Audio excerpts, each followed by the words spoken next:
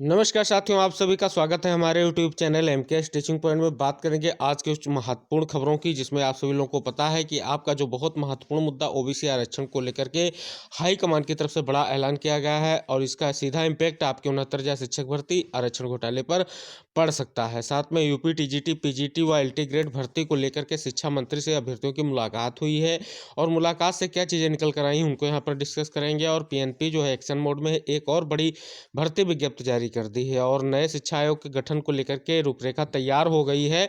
जल्द ही आयोग के गठन को लेकर के चीज़ें आप सभी लोगों को जो है देखने को मिलेंगी। साथ में आरआरबी प्रतीक्षारत अभ्यर्थियों को 8,085 पदों पर नियुक्ति के लिए जो है आदेश जारी कर दिया गया है। तो सभी लोगों से मेरा निवेदन यही है कि आप वीडियो में अंत तक बने रहें और वीडियो को लाइक जरूर करें और शेयर भी करें। तो चलिए सबसे पहले बात कर लेते हैं जो ओबीसी आरक्षण को लेकर के जो चीज़ें हैं उनको स्पष्ट करते हैं। यहाँ पर देख सकते हैं कि जो अगला चुनाव लोकसभा का होने जा रहा है उसको लेकर के यहाँ पर स्पष्ट रूप से लिखा गया है, मोदी की हैट्रिक के लिए यूपी में पिछड़ों को आगे रखेगी भाजपा। यानी यहाँ पर स्पष्ट रूप से यूपी पर जो है साधने की कोशिश की जा रही। लिखा भी गया है, निकाय चुनाव आरक्षण से पिछड़ों में बिगड़े माहौल को सुधारने का प्रयास भी है।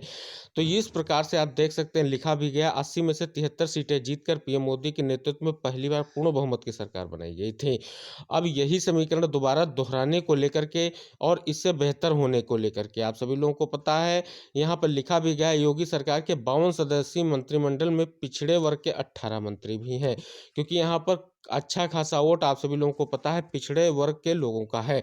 इन्हीं सभी चीज़ों को देखते हुए अगर ये आदेश आया है स्पष्ट रूप से कि यहाँ पर इसको फोकस किया जाए और निकाय चुनाव में ओबीसी आरक्षण पर उच्च न्यायालय की रोक से पिछड़े और अल्प पिछड़ों की नाराजगी, यानी ट्रिपल टेस्ट के लिए जो भी आदेश है उसको अनुपालन किया जाए और जल्दी से जल्दी निकाय चुनाव में जो है पिछड़े वर्ग को तवज्जो दी जाए। तो इन सभी चीज़ों को अगर हम मद्देनजर रखें तो 69,000 शिक्षक भर्ती जो मेन महत्वपूर्ण मुद्दा यहाँ पर भी आरक्षण घोटाले का है, जिसमें ओबीसी आरक्षण का है, यानी पिछड़े वर्ग का आरक्षण जो है उसका सबसे ज़्यादा नुकसान किया गया। वो भी मेरिट डाउन करके, स्पेशली सामान्य वर्ग की मेरिट के अंकों को कम करके यहाँ पर उनको भर्ती कर लिया गया, जबकि यहाँ पर जो है ओबीसी आरक्षण का सबसे ज़्यादा नुकसान हुआ है। तो इस आरक्षण या इस प्रस्ताव की बात करें तो इसका सीधा इम्पैक्ट आपकी भर्ती पर पड़ सकता है, क्योंकि जो हाई कमान चाह रहा है उसका स्पष्ट रुख यही है कि पिछड़े वर्ग को किसी भी तरीके से नज़रअंदाज ना किया जाए। तो इसका इम्पैक्ट आप सभी लोग देखेंगे जरूर पड़ेगा और ये कहीं ना कहीं टर्निंग मोड आप सभी लोगों की 69,000 शिक्षक भर्ती जो आरक्षण घोटाला है,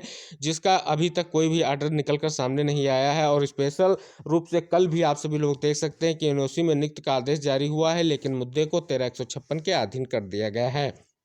और 13/156 का मेन मुद्दा यही है कि यहाँ पर जो है आरक्षण जितना भी सरकार की तरफ से घोटाला किया गया उसको कंप्लीट करके अभ्यर्थियों को नियुक्ति दे दी जाए, यही बस मेन मांग है। तो अब देखने वाली बात होगी जो ये आदेश है ये सभी प्रकार की चीज़ों पर लागू होगा, चाहे वो निकाय चुनाव हो, चाहे वो किसी प्रकार से आरक्षण घोटाला हो, वो चाहे 69 शिक्षक भर्ती हो या अन्य भर्तियों को लेकर के हो।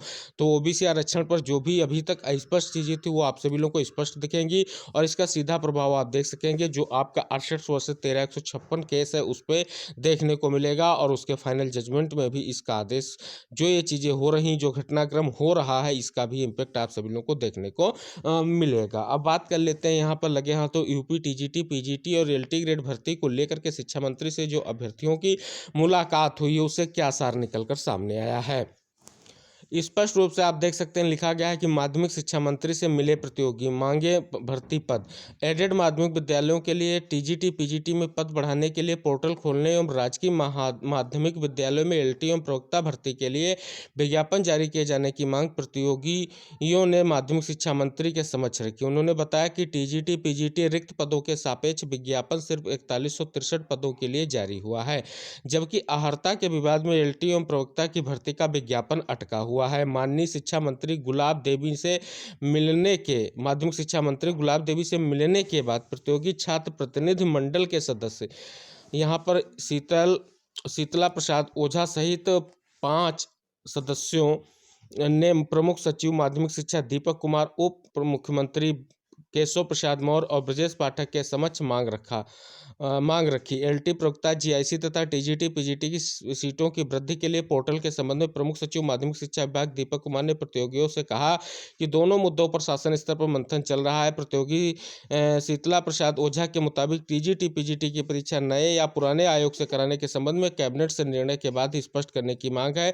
माध्यमिक शिक्षा मंत्री ने कहा, प्रतिनिधिमंडल में जो भी साथी सम्मिलित थे, इनको लेकर के जो क्रमिक अनशन है उसका 14वां दिन लगातार जारी है। अब हम यहाँ पर बात कर लेंगे पीएनपी एक्शन मोड में क्यों है, और एक और भर्ती जो विज्ञप्ति जारी की गई है, कौन सी भर्ती विज्ञप्ति, उसको यहाँ पर हम आप सभी लोगों के साथ शेयर करेंगे।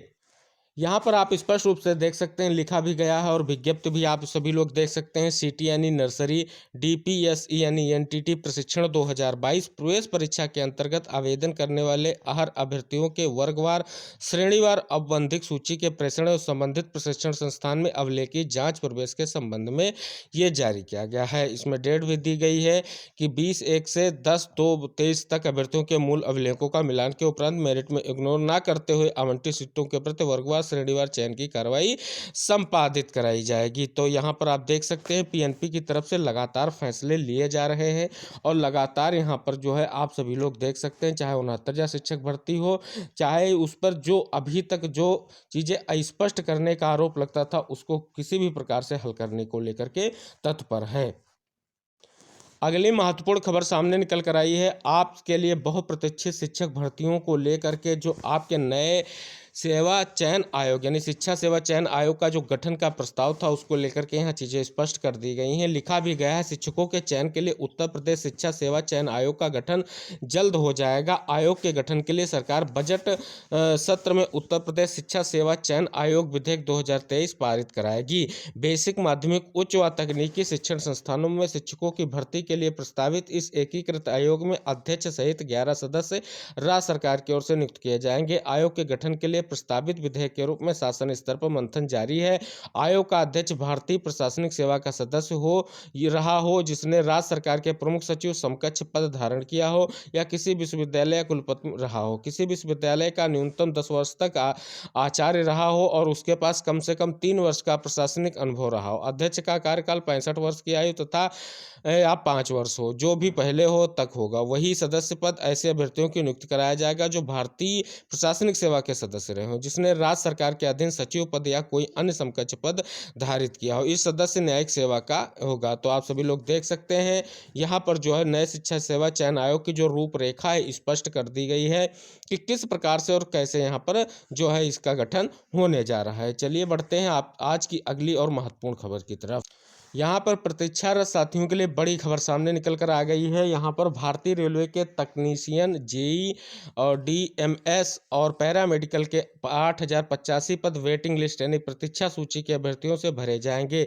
वर्ष 2018-19 में इन पदों पर भर्ती के लिए आयोजित परीक्षा की प्रक्रिया पूरी होने के बाद भी ये पद रिक्त चल रहे हैं। देश भर के हजारों अभ्यर्थियों की मांग को संज्ञान में लेते हुए रेलवे बोर्ड ने प्रतीक्षारत अभ्यर्थियों के खाली पदों को भरने की अनुमति प्रदान कर दी है।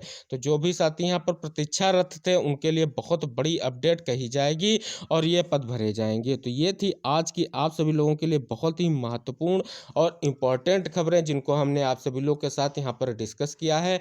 और जो भी महत्वपूर्ण खबरें हमें प्राप्त होंगी, हम वीडियो के माध्यम से आप सभी लोगों के साथ शेयर करते रहेंगे। इसके लिए हम आशा करेंगे आप हमारे यूट्यूब चैनल से जुड़ेंगे और दूसरों को भी जुड़ने के लिए प्रेरित करेंगे तथा इस वीडियो को लाइक शेयर भी करेंगे। तो मिलते हैं, तब तक के लिए टेक केयर, बाय बाय, जय हिंद साथियों।